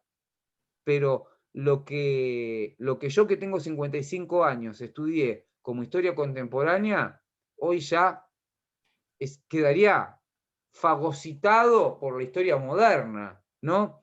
O por una etapa que va entre lo que entendíamos como el fin de la modernidad y lo que sería la posmodernidad, si es que existe la posmodernidad. A mí no me cae demasiado simpática la posmodernidad, salvo una especie de posmodernidad celebratoria y revolucionaria de la que habla un sociólogo portugués que se llama Boaventura de Sousa Santos, que a mí me gusta mucho. A mí me encanta Boaventura. Y lo leeremos cuando veamos Filosofía del Derecho, si es que eligen mi comisión. Ya estoy haciendo propaganda para mi comisión de Filosofía del Derecho. Está la doctora Gaboto también en Filosofía del Derecho. Bien, ¿hasta acá me van siguiendo? Profe, ¿le puedo hacer una pregunta? Todas las que quieras. Para un jus naturalista, ¿los principios morales se enseñan de una persona a otra o los se incorpora de manera intuitiva durante toda la vida? Puede ser que se incorporen a través del aprendizaje, pero también puede ser que vos lo autodescubras, porque vos tenés las herramientas. Tú puedes, te diría un jus naturalista, porque tenés razón y tenés intuición. ¿Te das cuenta? Cualquier hombre, cualquier mujer pueden conocerlo. Yo les aclaré en la primera clase que cuando hablo de hombre como sinónimo de humanidad, como género. ¿Estamos de acuerdo? Bien. Profe. Me cuesta mucho utilizar el lenguaje inclusivo. Lo respeto, pero me cuesta mucho usarlo. Entiendan que soy un señor mayor.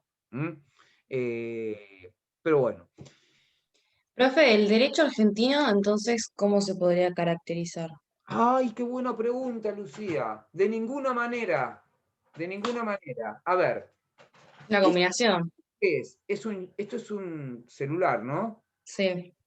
Bien. ¿Es jus naturalista? Esto es un código de procedimiento.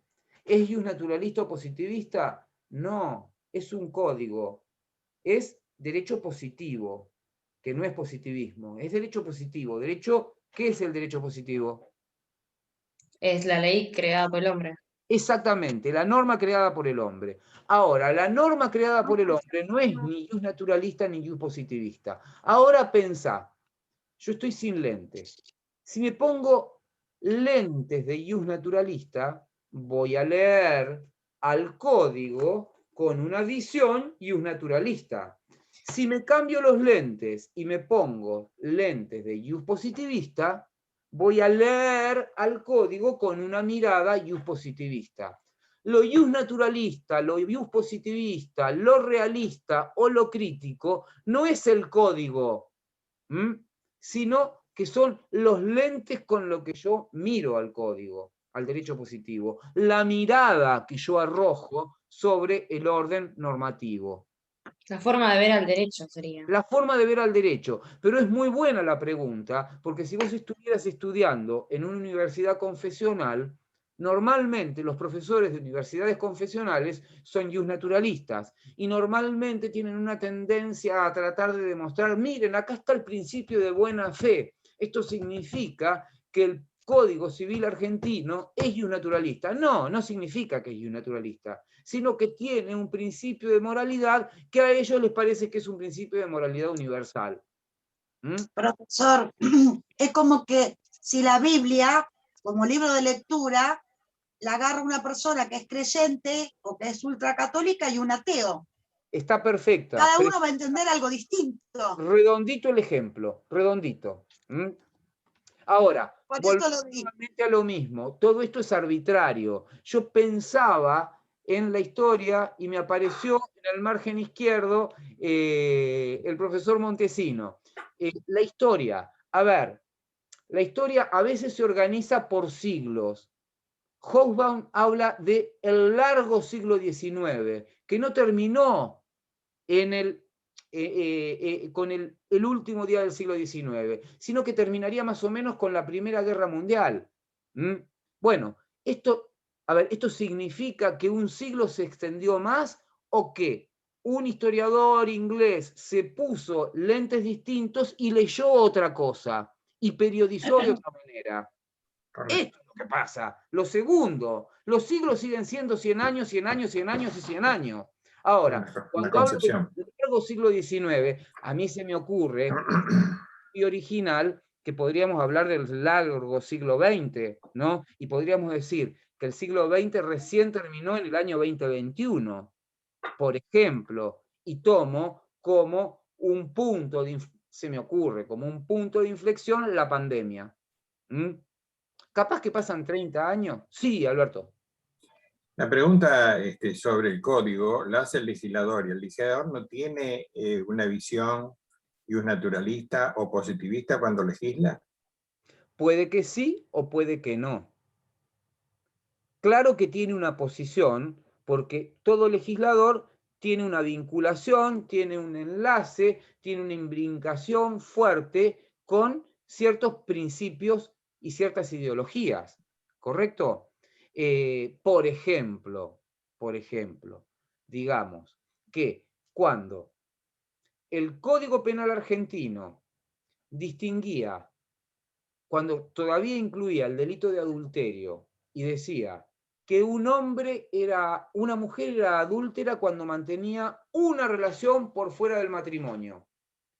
Una mujer era adúltera cuando mantenía una relación por fuera del matrimonio. Bastaba una, amigos, ¿correcto? En cambio, para la mujer,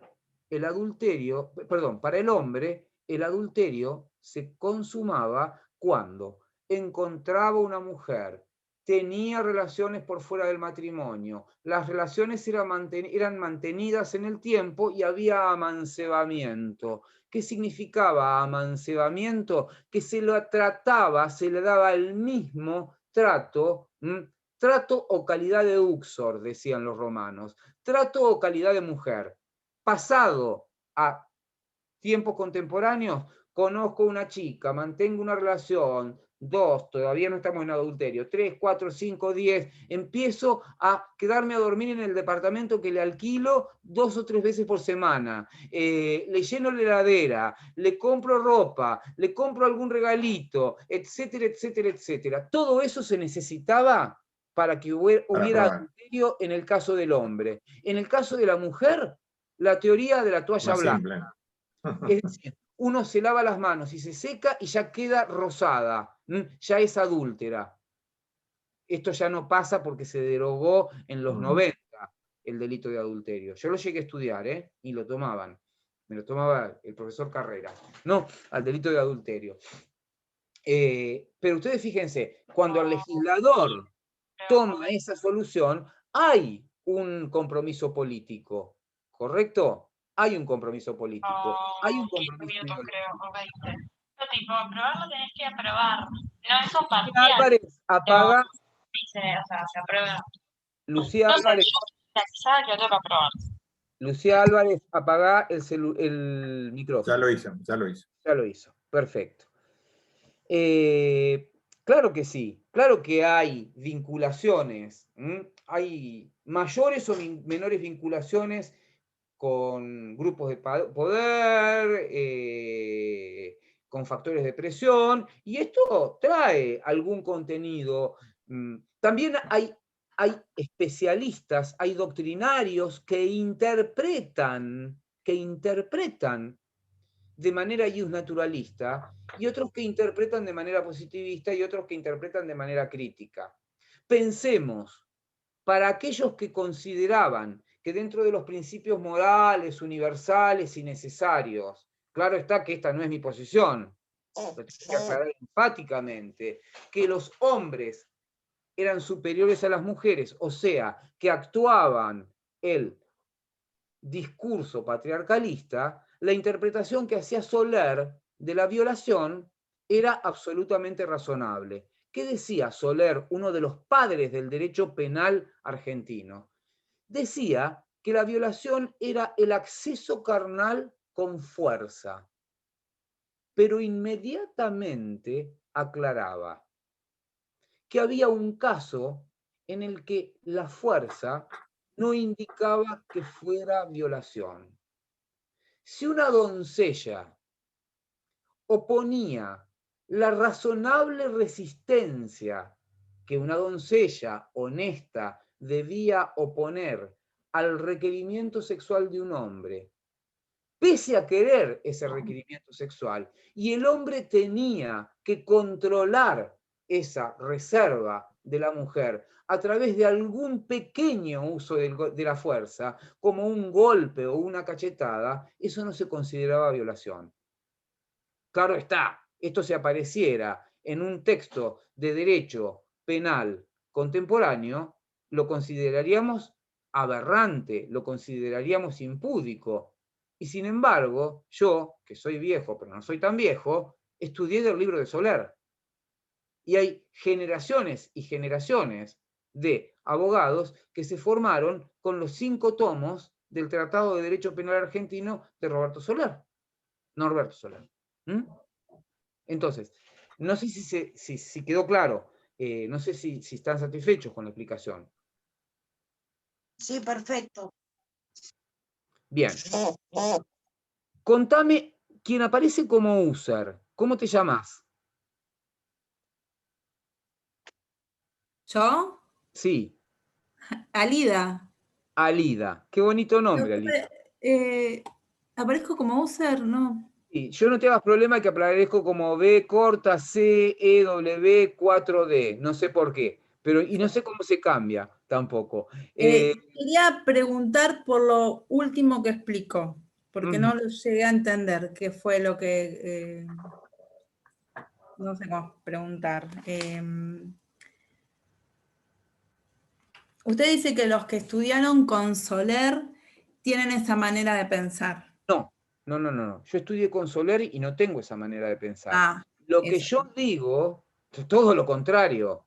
Es decir, a mí me parece que Soler fue un gran tratadista, un gran comentarista del derecho penal, pero que en ese punto estaba influenciado por una ideología de época, ¿correcto? Una ideología de época, una ideología que yo no compartía ni aun cuando tenía que estudiar del libro de Soler. ¿Estamos de acuerdo? Pero yo no la compartía. Yo no la compartía.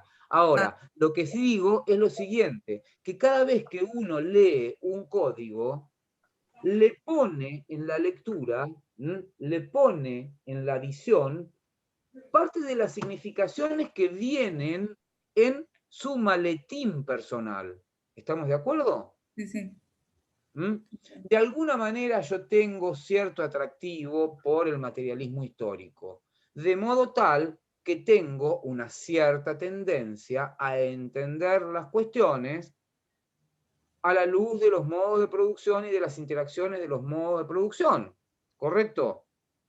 Ahora, no soy tan materialista, dialéctico, porque no creo en la necesidad, casi diríamos, mecánica de los movimientos de la dialéctica, tal como los planteaba Marx y Engels.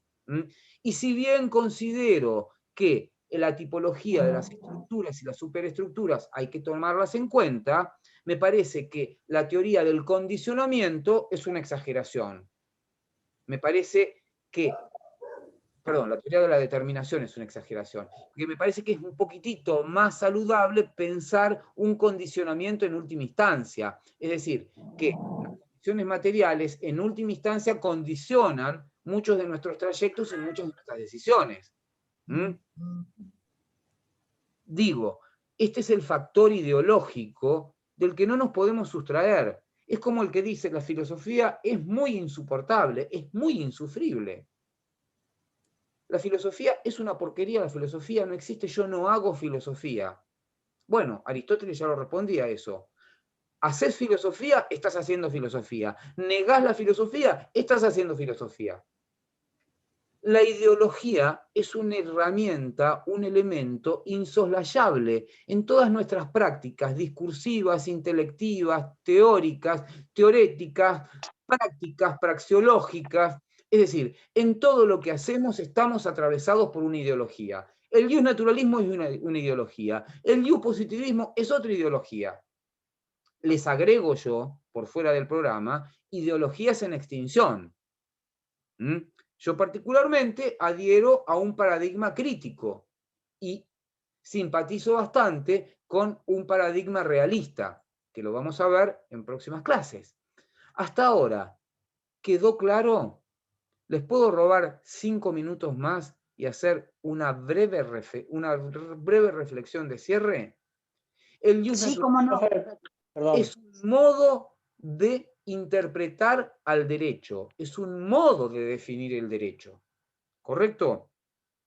Donde hay una tesis de metaética que considera que existen principios morales, universales, necesarios e inmutables, ¿correcto? Sí. Segunda tesis, la tesis de la cognoscibilidad, o la tesis nociológica, o la tesis epistémica. Esos principios morales se pueden conocer a través de la razón o a través de la intuición. Bueno, si existen principios morales, primer tesis, tesis de filosofía moral o tesis de metaética, si esos principios morales se pueden conocer, tesis epistemológica o nociológica. El derecho positivo, que es el derecho puesto por el hombre. ¿Qué es el derecho positivo, Rodrigo Fares?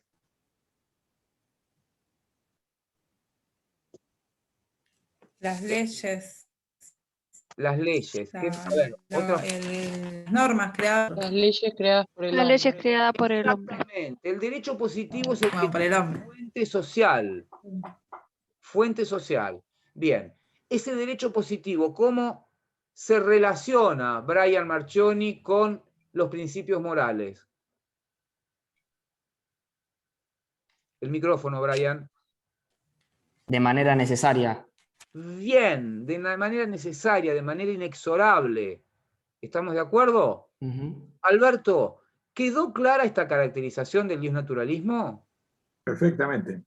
Bien, gracias. A ver, ¿quedó claro que el justnaturalismo puede tener en su versión clásica distintas vertientes? ¿Dónde está el punto yo diría, de proyección de estas vertientes? ¿De dónde sale la diferencia? De dónde proviene la moral. ¿De dónde proviene la moral? Muy bien, Bruno, muy bien. ¿Cuál es la fuente? ¿Cuál es el punto de donde provienen los principios morales? Dios y un naturalismo teológico. Tomás, Agustín, Suárez y Mariana. Fíjense, Suárez y Mariana. Suárez y Mariana. Dos filósofos que tienen una fuerte influencia. Dios, internet. Fuerte influencia, no solamente en la definición del derecho, sino en la definición de los rasgos políticos de una época determinada. ¿Correcto? De modo tal que aquí vemos cómo la moral, la historia, el derecho y la política a veces se imbrincan.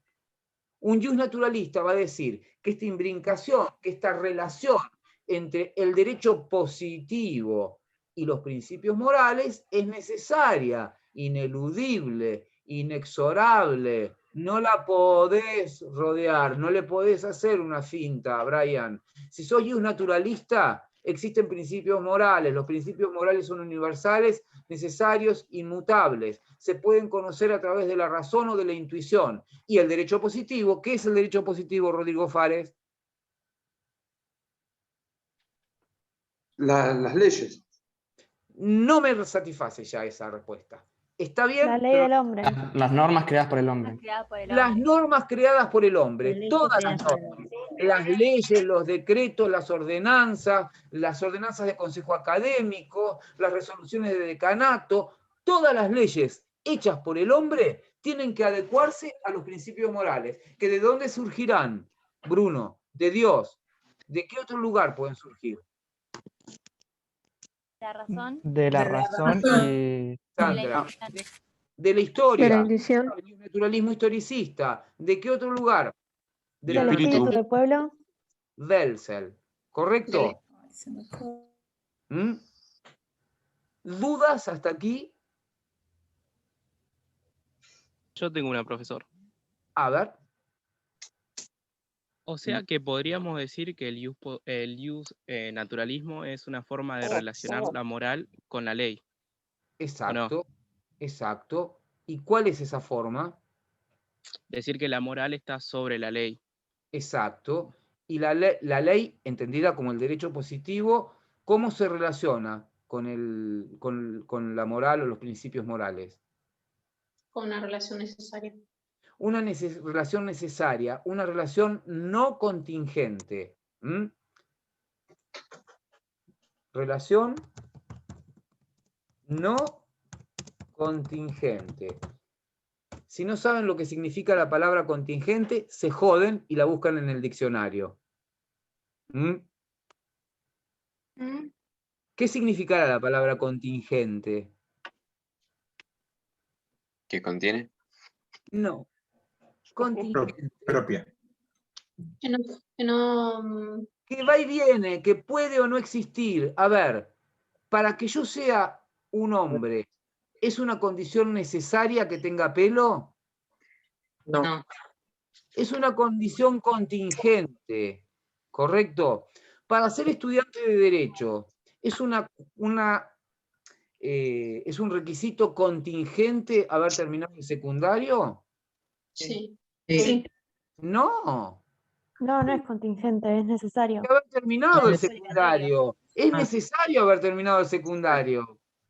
Lo que es contingente es que ustedes sean de La Plata, de Dolores, de Maipú, de Necochea o chilenos. Eso es contingente. Eso puede variar. Lo que no puede variar es que ustedes tienen que tener el secundario aprobado o bien tienen que haber dado un examen de proficiencia, que es más difícil que dar las 42 materias del plan de estudio en una sola dosis. ¿Correcto? Bien. ¿Les quedó en claro lo que es el naturalismo? ¿Sí? ¿Ustedes hablaron con Anita de naturalismo? Con la doctora Gaboto. Sí. Con Gaboto. ¿Hablaron? Gaboto. Sí. ¿Vieron más o menos la misma aproximación al naturalismo? Sí. No. Estábamos en eso. Claro. Esta por ahí fue un poco más amplia, pero la otra vimos algo en general. No. La otra pusimos como ejemplos específicos. Claro. Está muy bien. Y además les aclaro una cosa. La doctora Gaboto es una persona sumamente talentosa, sumamente estudiosa, y hay algunos conceptos que tiene más frescos que yo porque está terminando su doctorado. De modo que ha tenido y tiene muy presente estos contenidos. Con respecto a la doctora Marina de Mendiguren, ¿qué vieron? El positivismo. El positivismo. Bueno, perfecto. Entonces, en la próxima clase, yo, atención, no estoy pisando lo que pisan antes las otras profesoras, sino, en tanto que estoy a cargo de esta comisión, lo que hago es reforzar los contenidos para que se dé un proceso de transposición didáctica exitoso. Por lo menos pretendamos que sea exitoso. Esto depende en gran parte del equipo docente y en gran parte de ustedes.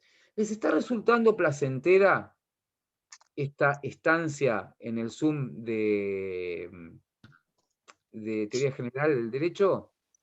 A mí sí. Siempre. A mí sí. Siempre. A mí sí. Bueno, yo les voy a pedir un favor. A ver.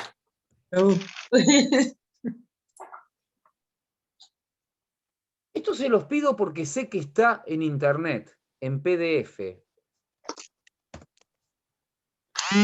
Los exploradores de cavernas. Es un librito chiquitito que publicó Editorial Abelero Perrot. Para el próximo lunes se lee... Martes, perdón. Gracias, Alberto. Gracias, Alberto. Eso casi pareció un eslogan político. ¿Vio, Montesino? Gracias, Alberto. Y eso que no me vacunaron todavía. Por favor. Gracias, Alberto. Por favor. A ver, para el próximo martes, los exploradores de cavernas. ¿Nos puede repetir, por favor, de quién? Ah, no me acuerdo del autor. Creo que es de No, Fuller. pero usted dijo que lo podíamos encontrar en un PDF de determinada persona. A ver. No, Abeledo Perrot de la editorial. Eso. Editorial es Abeledo Perrot. A ver, aguárdenme un segundo. Puede ser que ya les digo, creo que es de Fuller. Los exploradores. Ahí lo Chicos. pusieron en el chat, profe. Mientras tanto, una aclaración. Marina nos mandó a leer Kessler y von Wright. Les mandó a no leer. se desarrolló todavía y un positivismo, estamos en ese proceso, pero todavía Von Wright, no. mandó a leer. Von Wright, sí. Von Wright, ¿y qué más les mandó a leer? ¿Qué? Kelsen. Bien. Kelsen y Von Wright de Nino, ¿les dijo? ¿O de Portela? De Nino. De Nino.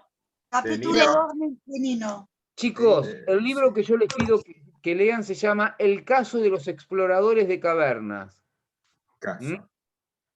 El caso de los exploradores de cavernas. Y Gerardo nos dice que sí, que está en PDF. Y yo estaba seguro que estaba en PDF. Y Gabriela Sánchez nos agrega aquí, cópienlo en el chat, un sitio donde lo pueden encontrar. Se van a divertir. Les cuento de qué va. Dale. Les cuento de qué va rapidito. Hay unos exploradores de cavernas que se meten sin demasiados cuidados a una caverna. Se produce un derrumbe. Entraron con una radio para poder comunicarse. ¿Correcto? Empiezan a faltarle los víveres. Y algunos empiezan a pensar, ¿cómo vamos a hacer para subsistir? Y se preguntan, ¿lo podremos comer a Leonardo? Entonces, llaman a la gente que está afuera por la radio para pedirles la opinión, para que resuelvan realmente esto, o para que resuelvan de alguna manera esto. Entonces, no me acuerdo a quiénes llaman, porque yo lo voy a leer de nuevo con ustedes, porque lo leí hace años. No, llaman a un antropólogo, a un sociólogo, a un teólogo, a un futbolista, y van dando opiniones diferentes. Lo interesante es que ahí vamos a identificar a algunos naturalistas, a algunos positivistas, a algunos realistas, y distintas posiciones. Y nos vamos a divertir mucho. Y vamos a tener, no sé si nos vamos a divertir mucho, pero creo que nos vamos a divertir más, porque vamos a tener un ejemplo, un caso pensado por este profesor Lon Fuller, ¿no? Para poder proyectar y aterrizar. ¿Correcto? ¿Quedan?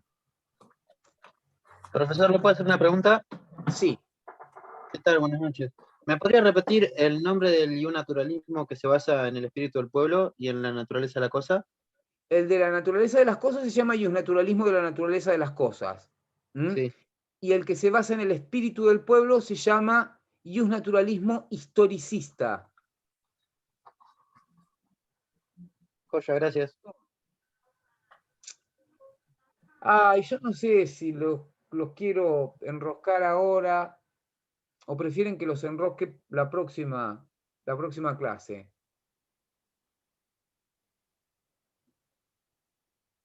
Lárguelo ahora. No, mejor la clase que viene. A ver, enroscarse es más para leer. Para la próxima clase. Para la próxima. Para el jueves, para estudiar. Para la próxima. ¿Les gusta Borges? Sí. Muchísimo. No. Sí. Igualmente, el que vaya teniendo tiempo, ficciones lo tienen, aparece, pero lo tienen en la mente a ficciones de Borges, ficciones y artificios. Bien.